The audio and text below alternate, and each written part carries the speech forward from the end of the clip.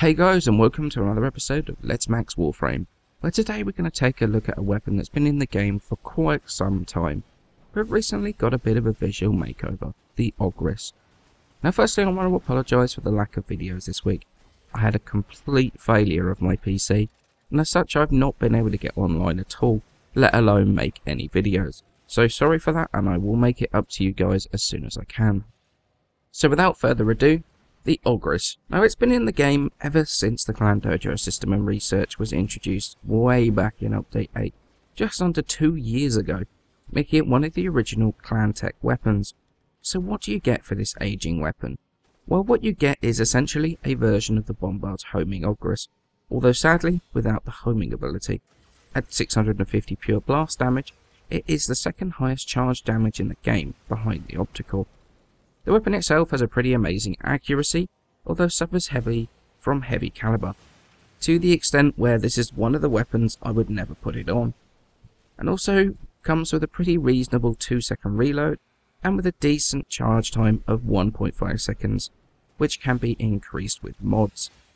Again, it also comes with a pretty awesome 6-meter AoE effect when the rocket explodes, which again can be further increased with mods. After that amazing initial damage, that honestly is where the stats start becoming a bit mediocre. It comes with just a 5% critical chance with a 200% multiplier, which pretty much discounts crit builds. It comes with just 10% status, which, whilst it's not the lowest in the game, it's nowhere near good enough to be able to do a status build on, limiting this weapon to pure elemental builds. The Ogris is also pretty horrendous in close range, since this is one of the few weapons in the game where you can actually damage yourself. And in those close quarters combat situations, if you mess up and hit an enemy that's too close to you, or a bit of the environment, then killing yourself is actually a genuine problem, let alone in tile sets like the Corpus ship, where firing a single shot and knocking out a window every time you fire is a rather large issue. However, nothing so far that I've said is really something that can't be dealt with the use of proper builds and decent positioning, or using secondary weapons in the times where you cannot fire the Ogris. However, one major thing that has always killed the Ogris for me is the fact that enemies can shoot the rockets out of the air. That's right, where the Bombard's missiles are slow moving but invulnerable, your own missiles are fairly quick moving but can actually be shot out of the air. Obviously this isn't going to happen every shot, but it happens enough where it is a constant pain. And I've had it before where I fired and the rockets exploded the instant it's come out of my launcher and killed me with it.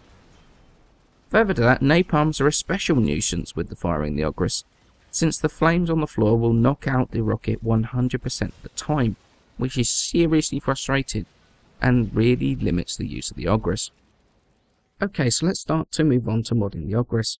Now, as with most of the clantech, this does not come with any polarities as standard. So what we're going to do is we're going to add 6 in through former.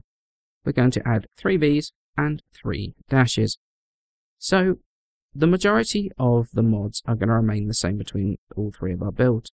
We've got Serration for damage, Split Chamber for multi-shot, Firestorm to improve the blast radius of the Ogris, and also Vile Acceleration to help with the charge speed of the weapon, as well as a loss of a little bit of that damage in return. Now the loss of the damage really isn't that noticeable on the Ogris, so this is definitely better over than the speed trigger, which can be an option if you don't want to lose that extra damage. Now as I said earlier, crit builds, status builds are not viable on this whatsoever, so we're going to go with full elemental.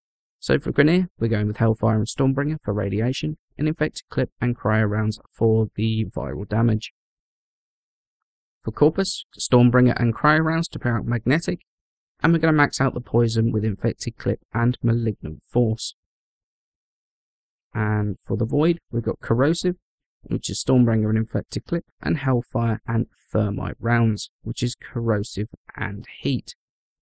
Now, if you want to use a Corrosive Rejection build in the Void, for like Void Defense or something, then the first build actually is very, very good for that, the Radiation and Viral build, because it will deal very nicely with the heavier units like the Bombards, and also the Viral will do pretty decent damage against pretty much everything else. So if I'm doing a Void build, then actually this one is the one that I'm going to use. So on to my recommendation as to whether the Ogris is worth the time, effort and resources needed to max it. And the answer is a pretty unsurprising no, not really. While I appreciate there are situations where the Ogris are good, like when you're up high in an elevated position in something like a defense, really that's the only place I would say that the Ogris has a place.